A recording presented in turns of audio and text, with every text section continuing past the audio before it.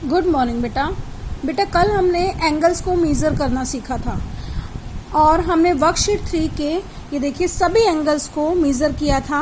और आज होमवर्क क्या था हमारा कि वर्कशीट 4 के सभी एंगल्स को आपने मेजर करना है और मेजर करके साइड में लिखना है।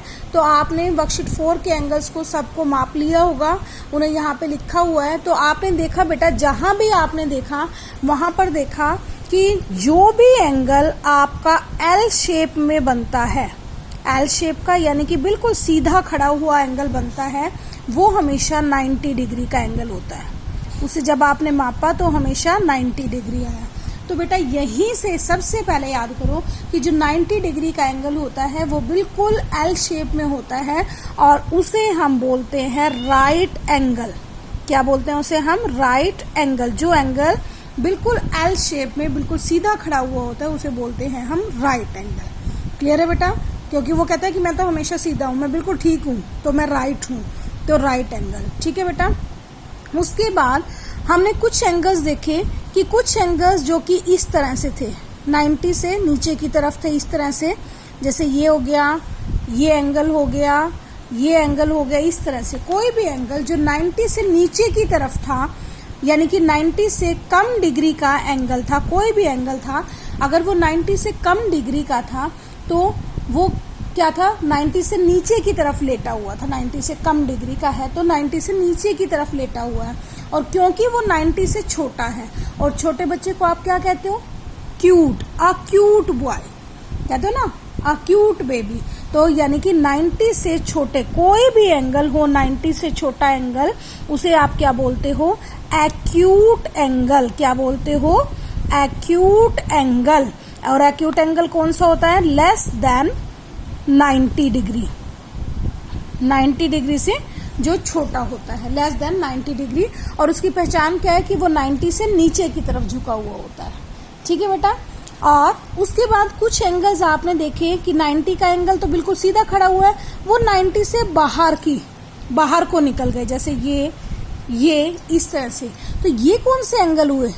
ठीक है, यानी कि 90 की एज को क्रॉस कर गए। जब कोई 90 की एज को क्रॉस कर जाता है तो हम उसे क्या बोलते हैं? ओल्ड बोल देते हैं, बोलते हैं ना। और इनकी पहचान क्या है बेटा कि ये 90 से बाहर की तरफ निकल जाते हैं।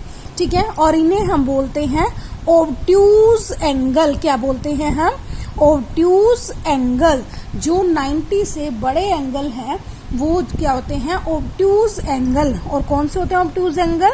More than 90 degree but less than 180 degree. Clear है बेटा?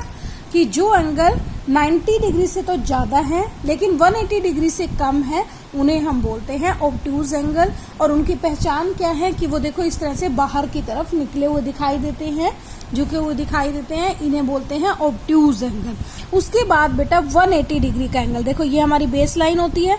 ठीक है, अगर कोई एंगल बिल्कुल इस तरह से सीधा खड़ा हुआ है, बिल्कुल सीधा लेटा हुआ एंगल, बिल्कुल सीधा लेटा हुआ है, ठीक है, तो उस एंगल को हम क्या बोलते हैं? 180 डिग्री का वो एंगल होता है, इस तरह से 180 डिग्री। और इस एंगल को हम क्या बोलते हैं? Straight angle. क्या बोलते हैं बेटा हम?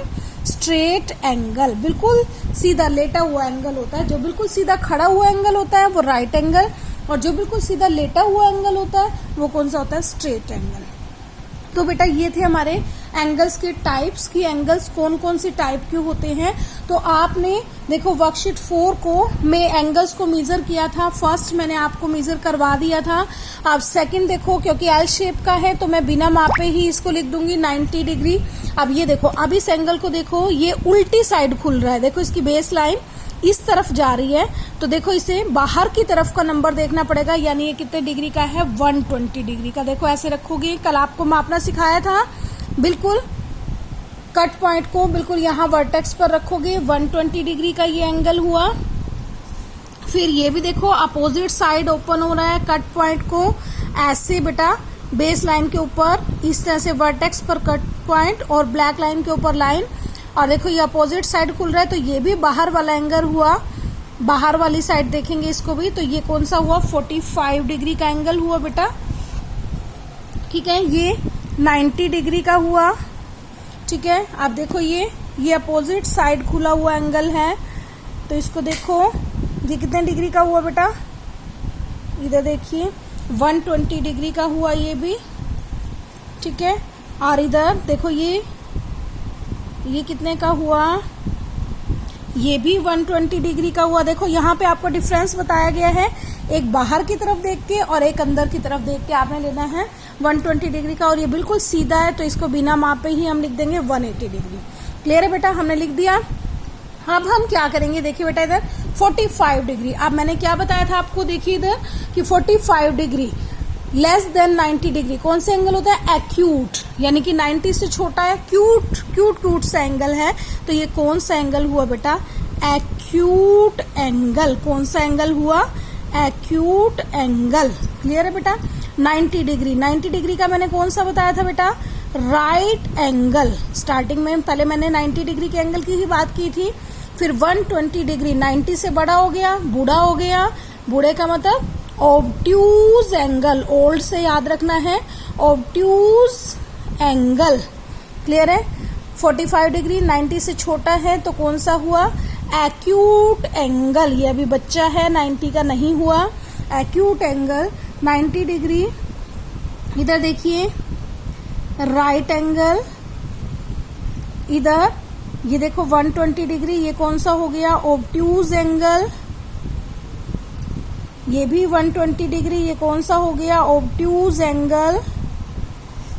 और ये 180 डिग्री, 180 कौन सा होता है, स्ट्रेट एंगल। स्ट्रेट की स्पेलिंग ठीक लिखना बेटा, स्ट्रेट एंगल। क्लियर है। तो ये थे बेटा, ये आपने सारे के सारे अच्छी तरह से मापने हैं, सोल्व करने हैं, और फिर आपने सारे के सारे एंगल्स के टाइप्स जो है आपने लर्न करने हैं। क्लियर है बेटा। तो इन्हें अच्छी तरह से करोगे बेटा, और ये नहीं कि बस मैम ने करवा दिया आपने बुक फिल कर ली, नो बेटा, पूरा का पूरा कंप्लीट करोगे माप के प्रोट्रैक्टर का यूज करके। ओके बेटा, थैंक्स बेटा, हैव अ नाइस डे।